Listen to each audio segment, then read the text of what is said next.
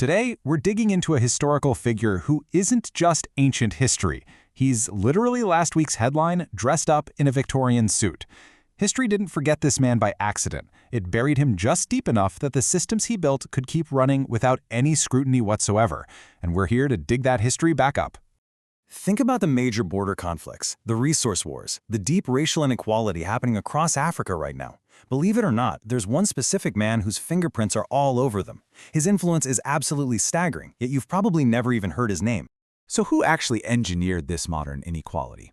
Before I drop his name, ask yourself, how did a guy who had his face printed on currency, and incredibly elite university scholarships named after him, become the most dangerous man history quietly forgot? It's a fascinating paradox, right? We celebrate the legacy, but we've completely erased the architect. Let's get into it. Part 1, the architect of modern Africa.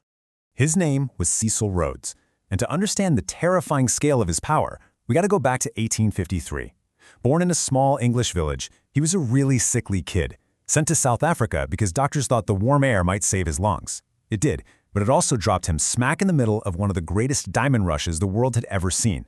By age 18, he was mining. By 21, he was incredibly wealthy. And by 35, he was an absolute titan. But you know, he didn't just stop at mining diamonds. He used that unimaginable wealth to aggressively grab power. He became the prime minister of the Cape Colony, commanded his own private armies, bribed politicians, and literally redrew national maps to suit his own interests. He even named an entire country, Rhodesia, after his own massive ego. Which brings us to part 2, monopolizing the diamond supply. By the time Cecil Rhodes was just 35 years old, he owned 90% of the entire world's diamond supply. 90%. I just want to pause to let that sink in for a second. 90% of all the diamonds on Earth controlled by one single person. That level of monopoly is almost impossible to comprehend today. Moving on to part 3, the blueprint for apartheid. For Rhodes, the money was really just a means to an end. Publicly, he talked a big game about spreading progress and civilization, openly claiming the British were the finest race, and it was their duty to dominate. But the historical reality of what that civilization actually looked like, it was brutal oppression and concentration camps. And here is the absolutely crucial takeaway. Rhodes wasn't just a guy with terrible prejudices who looked the other way. He was the literal legislative architect of racism. The laws he pushed through the Cape Colony in the 1890s became the direct blueprint for South African apartheid. It was a system of racial segregation so brutal it kept millions oppressed for over a century, and it wasn't dismantled until 1994. And his methods on the ground? Just as ruthless. Using his private armies, he manipulated local chiefs into signing deceptive treaties they didn't even understand, stripping indigenous African tribes of their land, their cattle, and their autonomy. He also orchestrated and personally funded the botched Jameson Raid. Now that military invasion failed spectacularly, but that failure helped trigger the Second Boer War. And that's a conflict where the British, not the Nazis, but the British in the year 1900 invented the modern concentration camp. And Rhodes helped light that fuse. Let's look at part 4, a legacy of dark irony. Despite building a literal continent-spanning empire, sitting on wealth that would be worth billions upon billions today, and stamping his name on maps and buildings across the globe, his lungs finally gave out. At just 48 years old, Cecil Rhodes died sick and entirely alone in a small coastal cottage in South Africa. Reportedly, his final words on his deathbed were, "So little done, so much to do." Just, wow. It's a chillingly dark sentiment.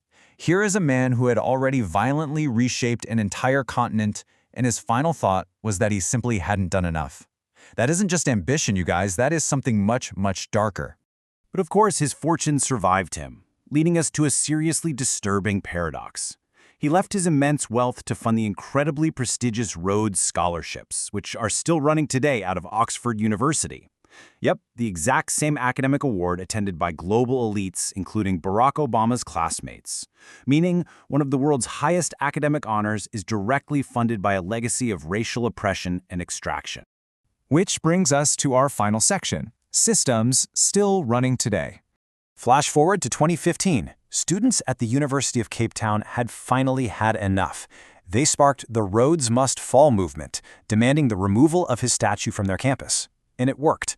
The statue came down, and the movement spread globally to Oxford and beyond, sparking this massive conversation about whose legacy we celebrate and whose we bury. But here's the thing. Tearing down a piece of bronze is highly visible. What nobody really talks about are the systems that outlast the statues. The systems Rhodes built, they're still running right now. The diamond industry he monopolized operates on the exact same supply chains rooted in African extraction. The artificial borders he drew still cause violent conflict today. And the wealth gap between Africa and the West that he helped engineer, it is still very much alive. So I want to leave you with this provocative thought. Taking down a statue is, comparatively speaking, the easy part. But as we unearth these buried truths, how do we actually begin to dismantle the invisible, deeply rooted structures that those statues merely represent? That is still a massive work in progress. History gets buried for a reason, right? But unearthing it is exactly how we understand the world we're actually living in today. If you want to keep digging into stories and complex systems like this with us, hit subscribe and ring that bell. Next week's Explainer goes even darker, and trust me, you absolutely will